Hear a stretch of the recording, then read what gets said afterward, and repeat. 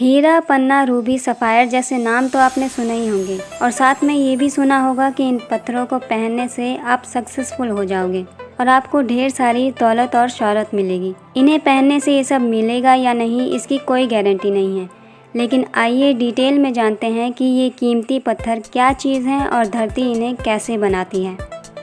Gemstones एक खास तरह के स्टोन्स या क्रिस्टल्स होते हैं जो सिर्फ एक तरह के मिनरल से बने होते हैं, जबकि नॉर्मल स्टोन्स कई तरह के मिनरल्स और दूसरे मटेरियल्स का मिक्सचर होते हैं।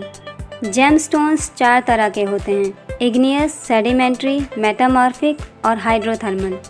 इग्नियस जेमस्टोन्स क्रस्ट के नीचे मेंटल में बनते हैं।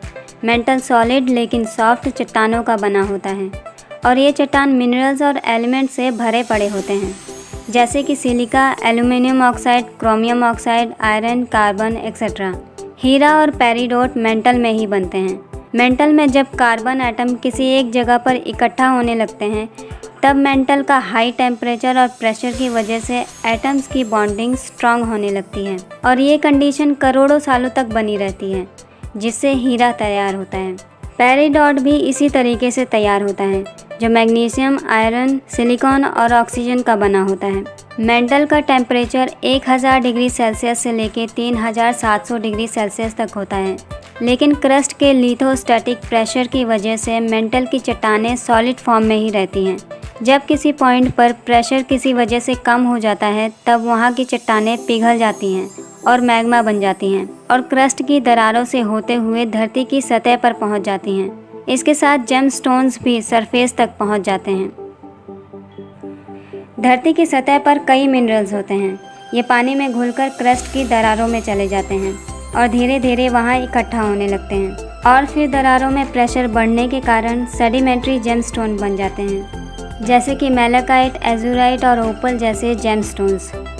सेडिमेंट्री जेमस्टोन जब क्रस्ट में और नीचे चला जाता है तो वहाँ टेम्परेचर और प्रेशर दोनों ही ज़्यादा होने की वजह से जेमस्टोन का केमिकल स्ट्रक्चर बदलने लगता है और इस तरह से एक नया जेमस्टोन बन जाता है, जिसे मेटामॉर्फिक जेमस्टोन कहते हैं, जैसे कि सफ़ायर, रूबी और गार्नेट।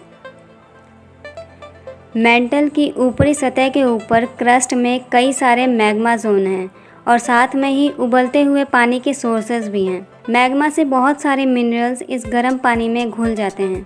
अब गर्म पानी और ठंडे पानी की मिनरल घुलने की कैपेसिटी अलग अलग होती है। गर्म पानी में ज़्यादा मिनरल घुल सकते हैं, इसीलिए जब ये हॉट सॉल्यूशन क्रस्ट में ऊपर की तरफ जाता है तो ठंडा होने लगता है और ठंडे सॉल्यूशन में जो एक्स्ट्रा मिनरल्स होते हैं वो दरारों में ही क्रिस्टलाइज होने लगते हैं और फिर जेमस्टोन बन जाते हैं, जैसे कि एमराल्ड, रूबी, सफ़ायर। तो ये 4 तरह के प्रोसेस हैं जिनकी वजह से धरती में जेमस्टोन्स बनते हैं। किसी भी जेमस्टोन को बनने के लिए ये 5 चीज़ें बहुत ज़रूरी हैं: टेम्परेचर, प्रेशर, स्पेस, टाइम और इंग्रेडिएंट्स। इनमें से किसी भी एक के बिना जेमस्टोन नहीं बन सकते। अब जेमस्टोन को कलर कैसे मिलता है? तो जेमस्टोन का कलर क्या होगा ये उसमें मौजूद मिनरल और एलिमेंट्स डिसाइड करते हैं, जैसे कि रूबी का रेड कलर इसमें मौजूद क्रोमियम की वजह से होता है।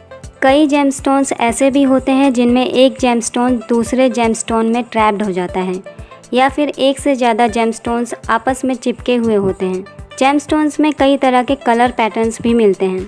ये सब इन्हीं 5 फैक्टर्स की वजह से होता है। नॉर्मल स्टोन्स में भी कई तरह के कलर पैटर्न्स देखे जा सकते हैं। नॉर्मल स्टोन्स में भी कई सारे मिनरल्स, रेत, मिट्टी और ऑर्गेनिक मैटर पाए जाते हैं, इसीलिए इनमें भी कलर पैटर्न्स मिलते हैं।